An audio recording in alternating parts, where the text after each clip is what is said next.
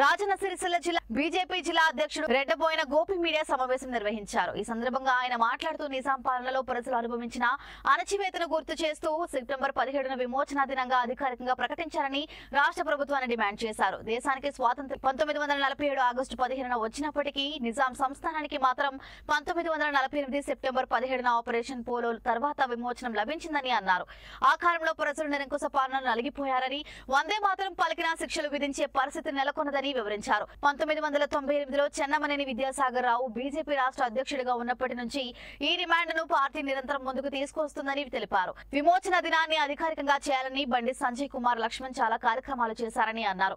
అయితే అప్పటి నుంచి ఇప్పటి వరకు అధికారంలో ఉన్న ప్రభుత్వాలు ఓటు బ్యాంకు రాజకీయాల కారణంగా దీనిని అధికారికంగా జరపలేకపోయారని విమర్శించారు. 2022లో కేంద్ర ప్రభుత్వం సెప్టెంబర్ 17ను విమోచన దినంగా గుర్తించినప్పటికీ తెలంగాణ రాష్ట్ర ప్రభుత్వం ఇప్పటికీ దీన్ని అధికారికంగా జరపడం లేదని గోపి ఆవేదన వ్యక్తం చేశారు. కర్ణాటక, మహారాష్ట్ర ప్రభుత్వాలు మాత్రం ఈ రోజున జరుపుతున్నాయని గుర్తు చేశారు. ప్రజలందరూ చైతన్యం చెంది ఈ డిమాండ్ను బలంగా నిలబెట్టారని, బీజేపీ ఆధ్వర్యంలో రాబోయే రోజుల్లో ఉద్యమాన్ని కొనసాగిస్తామని గోపి స్పష్టం చేశారు.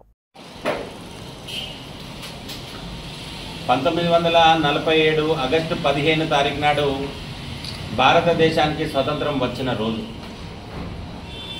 మరి భారతదేశంలో నడిబొడ్డులో ఉన్న నిజాం సంస్థానానికి మాత్రం 1948 సెప్టెంబర్ 17 వరకు స్వాతంత్రం రాలేదు. మరి ఇక్కడున్న ప్రజలందరూ నిజాం నిరంకుశ పాలనలో నలిగిపోతున్నారు. కాసిం రజ్వీ సేనల ద్వారా ఇబ్బంది పడుతున్నారు. వందే మాతరం అంటే అప్పుడు నేరమైంది. భారత్ మాతాకి జై అంటే శిక్షించే పరిస్థితి ఉండేది.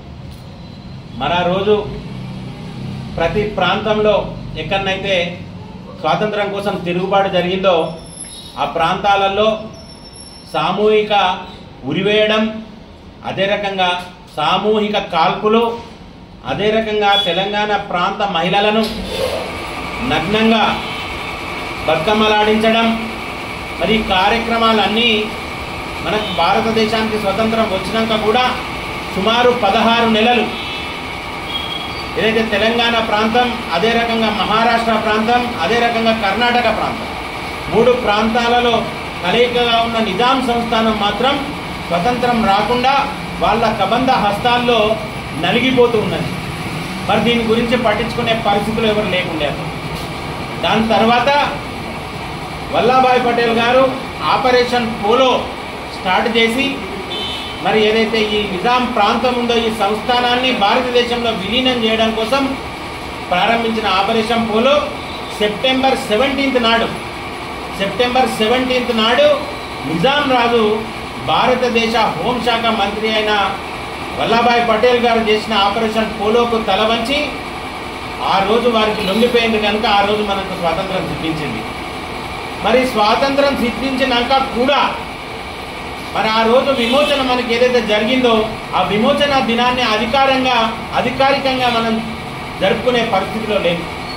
స్వాతంత్రం వచ్చిన తర్వాత అయినా కానీ, నేడు రానున్న రోజుల్లో తెలంగాణ రాష్ట్రం ఏర్పడ్డాక కానీ, అప్పటి ఉద్యమ నాయకుడైన కేసీఆర్ ముఖ్యమంత్రి అయిన తర్వాత కూడా దీని విమోచన దినంగా కాకుండా ఎంఐఎం పార్టీ అసదుద్దీన్ ఓవైసీ పార్టీకి తలొగ్గి దీన్ని జాతీయ సమైక్య దినంగా చేసిండు తప్ప విమోచన దినంగా ప్రకటించలేదు, విమోచన దినాన్ని జరపలేదు. మరి అదే రకంగా ఇప్పుడున్న ప్రభుత్వం కూడా సెప్టెంబర్ 17ను విమోచన దినంగా జరిపే పరిస్థితిలో లేదు. 1998 నుండి భారతీయ జనతా పార్టీ రాష్ట్ర అధ్యక్షుడిగా చెన్నమనేని విద్యాసాగర్ రావు గారు ఉన్న పరిస్థితి నుండి ఈ సెప్టెంబర్ 17ను అధికారికంగా జరపాలని ఒక ఆలోచనతో కార్యాచరణ తీసుకొని ముందడుకు వచ్చిన భారతీయ జనతా పార్టీ, అదే రకంగా లక్ష్మణ్ గారి ఆధ్వర్యంలో కానీ, బండి సంజయ్ కుమార్ గారి ఆధ్వర్యంలో కానీ చాలా కార్యక్రమాలు చేసిర్రు అధికారికంగా విమోచన దినం జరపాలని చెప్పి.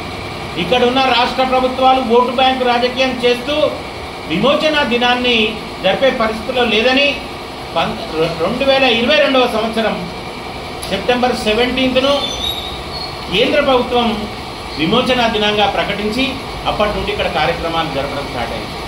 మరి అప్పటి నుండి ఇప్పటి వరకు కూడా అధికారం ఉన్న పార్టీ లెవెల్ కానీ విమోచన దినాన్ని చేస్తలేదు. అదే దీంట్లో భాగస్వామ్యంగా ఉన్న కర్ణాటక ప్రభుత్వం కానీ మహారాష్ట్ర ప్రభుత్వం కానీ సెప్టెంబర్ 17ను విమోచన దినంగా అధికారికంగా జరుపుతున్నాయి.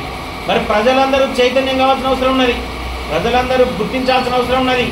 ఏదైతే నిరంకుశ పాలనలో మన బతుకులు నాశనం అయిపోయి ఉన్నాయి కనుక ఏదైతే ముస్లిం సంస్థానంగా ఏర్పాటు చేసుకోవాలనే ఒక నిశ్చయంతో ఆ రోజు నిజాం ఉండే, కానీ దీనికి వ్యతిరేకంగా ఈ రోజున్న ప్రభుత్వాలు కూడా విమోచన దినాన్ని జరపలేకపోతున్నాయి. మనకు స్వతంత్రం వచ్చినా కానీ దాని గురించి చెప్పుకోలేకపోతున్నాం కనుక తప్పకుండా ఈ కార్యక్రమాన్ని అధికారికంగా జరపాలా. ఇప్పుడున్న రామచంద్రరావు గారి అధ్యక్షతన కూడా రానున్న రోజుల్లో సెప్టెంబర్ 17ను అధికారికంగా జరపాలని చెప్పి భారతీయ జనతా పార్టీ డిమాండ్ చేస్తుంది. కనుక తెలంగాణ ప్రాంత ప్రజలందరూ దీనికి గాను ఆలోచించి చైతన్యవంతులుగా ఉండి ప్రభుత్వంలో ఈ సెప్టెంబర్ 17 అధికారికంగా విమోచన దినంగా ప్రకటించేదాకా మన ఉద్యమం కొనసాగించాలని కోరుకుంటూ భారతీయ జనతా పార్టీ ఆధ్వర్యంలో ఎటువంటి పరిస్థితులైనా దీనికోసం మేము పోరాటం చేస్తామని పత్రికాముఖంగా తెలియజేస్తూ దీని కోసం ప్రజలందరూ భారతీయ జనతా పార్టీతో కలిసి ముందుకు రావాలని కోరుకుంటున్నాం. భారత్ మాతాకి జై. అయ్యా ఫోటోలు వస్తలేరు కదా, ఎందుకంటే దానికి సమయం ఇచ్చి ప్రత్యేకంగా ఈడదానికి వస్తే కవర్ కాకపోతే వేస్ట్ అవుతుంది.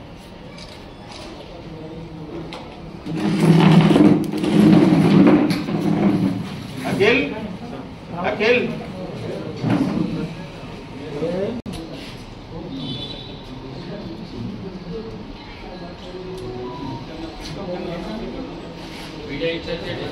అయ్యో విలేజ్